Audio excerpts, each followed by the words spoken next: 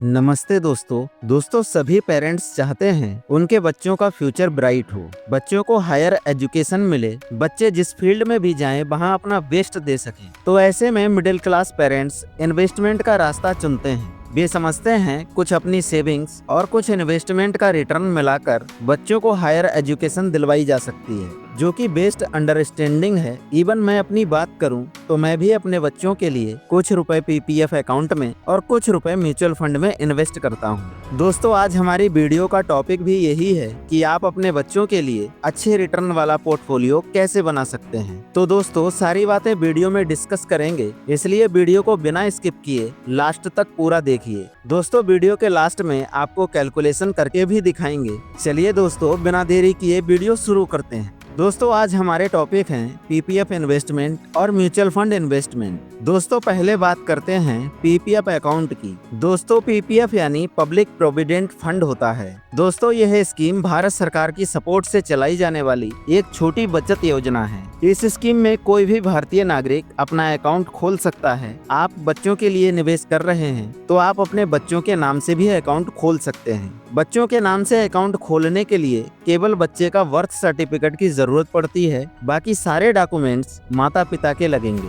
दोस्तों, इस स्कीम की सबसे अच्छी बात यह है कि आप इसमें 15 साल से पहले पैसे नहीं निकाल सकते हैं, इसलिए यह स्कीम आपको डिसिप्लिन सिखाती है। लेकिन यहाँ पर सवाल उठता है, अगर 15 साल में माता पिता या बच्चे के साथ कोई घटना घट जाए तो पैसे का क्या होगा। तो दोस्तों, ऐसी सिचुएशन में आपका पैसा सेफ है, आप समय से पहले भी पैसे निकाल सकते हैं। दोस्तों, हाल ही में सरकार ने पीपीएफ के लिए नई ब्याज दरें लागू की हैं, जो है 7.1% की। दोस्तों, इस स्कीम के बेनिफिट्स क्या क्या हैं, आइए उन्हें भी देख लेते हैं। दोस्तों, पहली बात, यह स्कीम पूरी तरह से टैक्स फ्री है, यानी कि रिटर्न पर आपको कोई भी टैक्स नहीं देना पड़ेगा। आपको ब्याज सहित पूरी रकम दी जाएगी। इसमें 15 साल का लॉक इन पीरियड होता है, जो अच्छा डिसिप्लिन्ड तरीका है। इसमें आपको 25% तक लोन लेने की सुविधा मिलती है। इसमें जरूरी नहीं है आप हर महीने पैसे डालें। आप एक साल के अंदर मिनिमम 500 रुपए और मैक्सिमम 1,50,000 रुपए तक जमा कर सकते हैं। दोस्तों, आइए इसकी कैलकुलेशन देखते हैं 15 साल में कितने रुपए बन सकते हैं। दोस्तों, हम मान के चलते हैं आप इसमें 1,000 रुपए महीने या साल में 12,000 रुपए जमा करेंगे, तो 15 साल में आपकी कुल जमा राशि होगी 1,80,000 रुपए और 15 सालों में 7.1% ब्याज दर के हिसाब से आपका रिटर्न बनेगा 1,35,570 रुपए और आपका मैच्योरिटी अमाउंट होगा 3,15,570 रुपए। अब आपके पास टोटल कॉर्पस हुआ 3,15,570 रुपए का। इतना पैसा 15 साल बाद इन्फ्लेशन को भी साथ में ले लें तो बच्चों की हायर एजुकेशन के लिए सफिशिएंट नहीं होगा। यहाँ पर आपको दूसरा ऑप्शन भी ढूंढना चाहिए। आइए अब देखते हैं म्यूचुअल फंड में कितने रुपए मिल सकते हैं। देखिए दोस्तों, हम यहाँ भी मान के चलते हैं आप 1,000 रुपए महीने म्यूचुअल फंड में निवेश करेंगे।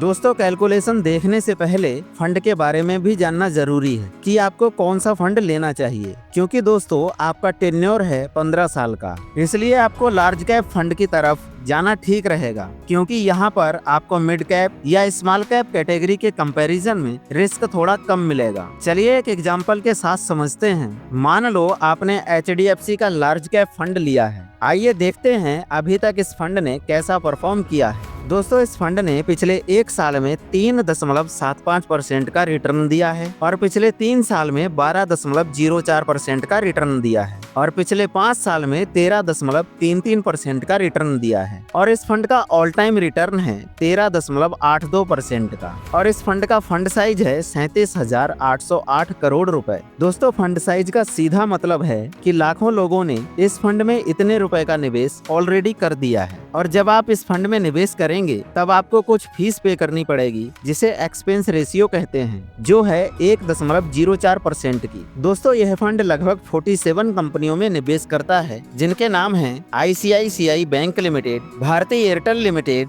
HDFC bank limited, Kotak Mahindra bank limited, Reliance industries limited आदि। ऐसी और भी कंपनी हैं जिसमें यह फंड निवेश करता है। दोस्तों, आइए अब कैलकुलेट करके देखते हैं आपको कितने रुपए मिल सकते हैं। दोस्तों यहाँ पर देखिए इस फंड का ऑल टाइम रिटर्न है 13.82% का। अगर इसी रिटर्न से आपका पैसा ग्रो करे तो 15 साल में आपकी कुल जमा राशि होगी 1,80,000 रुपए और इन 15 सालों में आपका रिटर्न बनेगा 4,26,842 रुपए और फाइनल पैसे की वैल्यू होगी 6,06,842 रुपए। दोस्तों 6,06,842 रुपए और पीपीएफ रिटर्न 3,15,570 रुपए दोनों मिलाकर के 9,22,412 रुपए का टोटल कॉर्पस 15 साल में बनाया जा सकता है। लेकिन दोस्तों यहाँ पर ध्यान देने वाली बात यह है कि म्यूचुअल फंड रिटर्न टैक्सेबल होता है। दोस्तों अब यहाँ पर आप कहेंगे 15 साल बाद 9 लाख रुपए में हायर एजुकेशन नहीं मिलेगी। जी हाँ, मैं भी समझता हूँ इस बात को, लेकिन वीडियो में मैंने आपको मिनिमम इन्वेस्टमेंट की कैलकुलेशन दिखाई है।